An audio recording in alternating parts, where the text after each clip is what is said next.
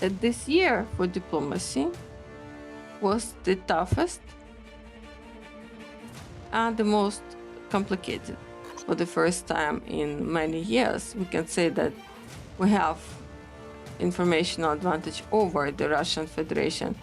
If this plague, the axis of Minsk, Moscow and Tehran will be constantly advancing, and this sinusoid fluctuations of democratic countries will be in place, you can all understand what's gonna happen.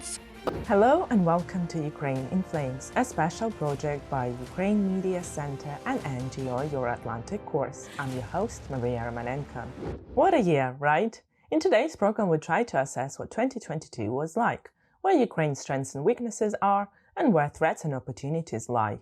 So if you want to find out more about this, please continue watching this video and subscribe to our channel so that you don't miss our videos in the future. This is part 1 of our 2-part series about the diplomatic results of 2022. We'll have 3 wonderful experts helping us sum up the year, and in part 2 next week, we'll have 3 other experts. First, let's hear former Minister of Foreign Affairs of Ukraine and Ambassador Extraordinary Plenipotentiary of Ukraine, Volodymyr Ohryzko, explain why 2022 has been like a powerful earthquake for Ukraine.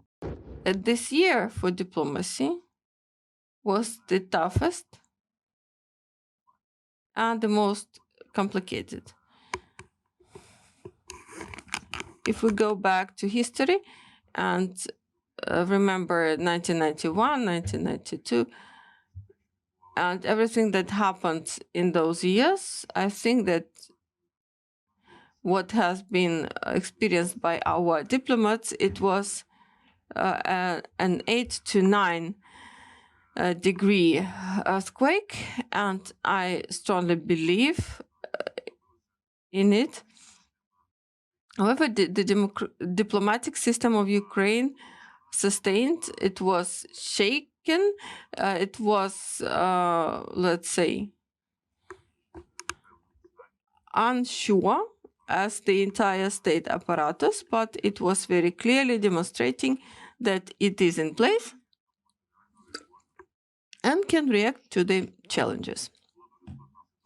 The situation was very challenging physically, logistically, and technically, to say nothing of the rest. However, the system demonstrated its resilience. At the times of war, diplomacy is not a big advantage because rules change.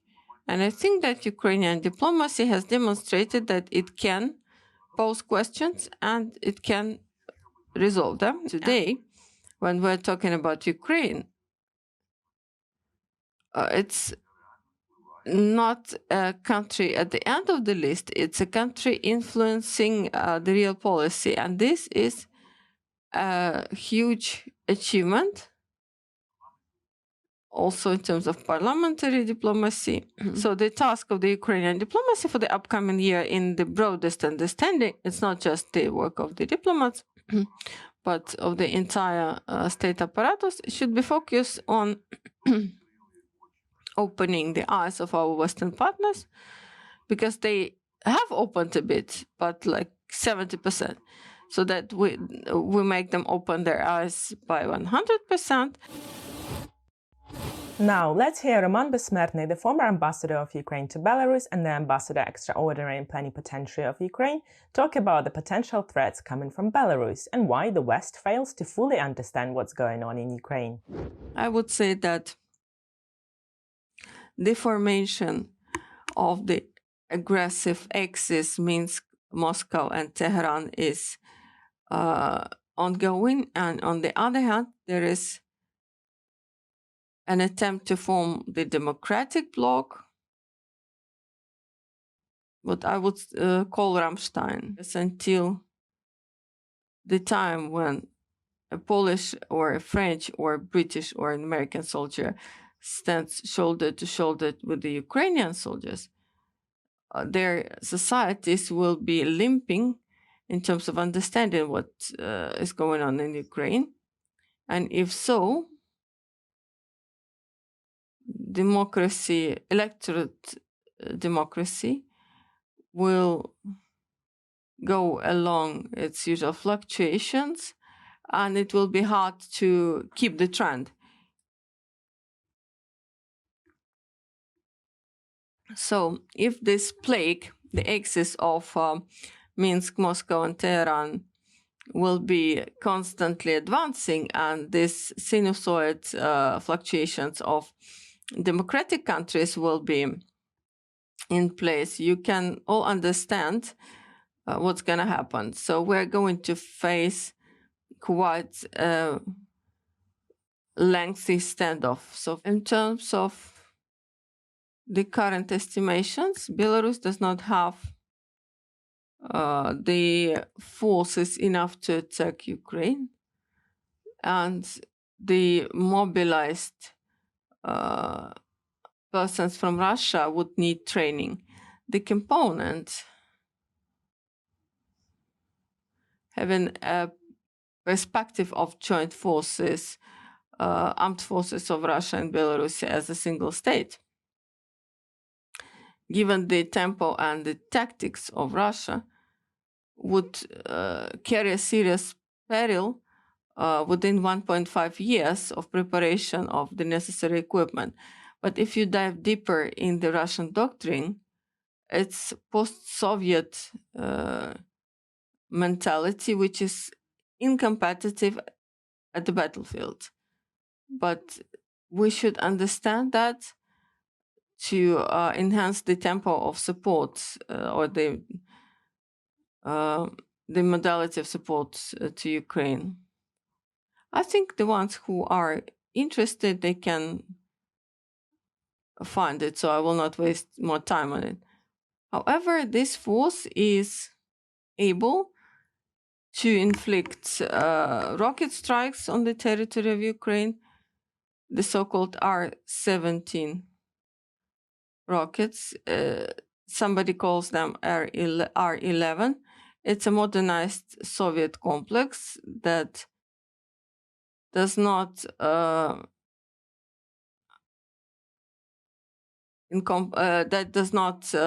fall under the Patriot counter airstrike systems. So it was involved in many Arab wars, and there are technical reasons. The other danger is infiltrating groups. Valery has said that I had to undergo occupation. So the terrorist invading groups were included over 660 Belarusians. So they are recruiting, Russians are recruiting them. And the north of Ukraine is a sub-ethnos, so they are easily incorporated into the system of Ukrainian community. So we need to expect this threat. Finally, Ukrainian MP and head of the Parliamentary Committee on Ukraine's integration into the EU, Ivanna Klympush-Tsintsadze, will talk about the diplomatic achievements of Ukraine in 2022 and what Ukraine should focus its efforts on in 2023. Victory should be followed up by sustainable peace. And we should understand what kind of Russia we have to deal with in the future. So if we sum up the diplomatic, let's say, achievements of the current year, we should refer to the full-scale war after the invasion and the war of 8 years that is ongoing, but it has made Ukraine a serious geopolitical player. And this is not just an achievement of our diplomacy, and that was not calculated neither by the enemy, but also by our partners and our own society. and the Ukrainian society has freed Kiev region and Kharkiv region and Kherson region. And without that, we would have little to talk about in the diplomatic paradigm. And I, as the head of the Committee on EU Integration, see that a lot of people think that the main diplomatic achievement is the receipt of candidacy to the EU. This, of course, is a tectonic progress, but it was not granted due to the reforms that we managed to implement. However, it was due to the heroic nature and resistance of the Ukrainian people. I think we need to focus our efforts on achieving the preservation of the sanction pressure, which is looking for additional measures, and the opponents are looking for loopholes. We are looking for better weapons, more weapons, better modifications. And it's not just about retaining the informational advantage that we have for the first time in many years. We can say that we have informational advantage over the Russian Federation in the free world, but we do not have full understanding of the world, what Ukraine is standing for, or against what we are standing, and what we are fighting, and what could be the alternative costs if we fail. So African continent and the Asian countries, Southern American countries, they unfortunately are not encompassed by our official or parliamentary or civil society diplomacy in the quantity and quality that would deliver the result. It's obvious that we cannot make up for all the gaps in 9 months.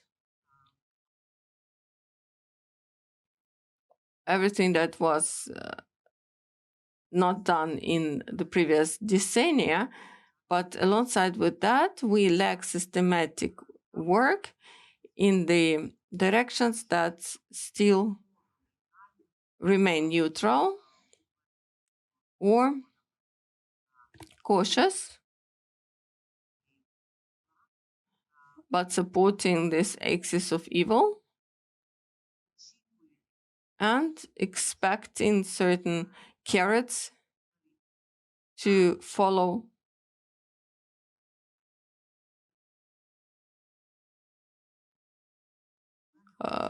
the support of Ukraine, and much remains to be done. So I think that what is dangerous today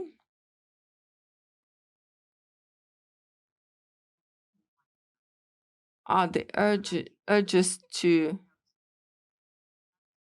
elaborate security guarantees for the Russian Federation, or freezing the conflict, or negotiations in 2023 with the Russian Federation, irrespective of whether it's going to deliver any sustainable peace. So all those urges or opinions are at the expense of our interests. Without the leadership of the United States, we would not have been able to achieve the results that we have today. Alongside with that, we can see that there is certain artificial attitude in containing the military progress of Ukraine due to a constant irrational fear to transform this war into a war between the Russian Federation and the United States. I believe that coordination of effort at different levels could have given much more in terms of synergy effect. There is a lot of improvisation, and this does not add efficiency to our efforts. And in fact, what I would want today is serious and intellectual and professional attempt from all sides, in particular from Ukraine. I think that Ukrainian diplomacy should focus on this as well, on becoming the result of the war. And it's about destroying the financial and economic and technological capacity of the Russian Federation to wage a war and try to restore itself as empire. You've been watching this special project by Ukraine Media Center and Euro-Atlantic course dedicated to the Russian-Ukrainian war, Ukraine in Flames. In our pinned comment, you can find information on how you can help Ukraine fight Russian aggression. If you find our work useful, please subscribe to our channel, like and share this video. Slava Ukraini!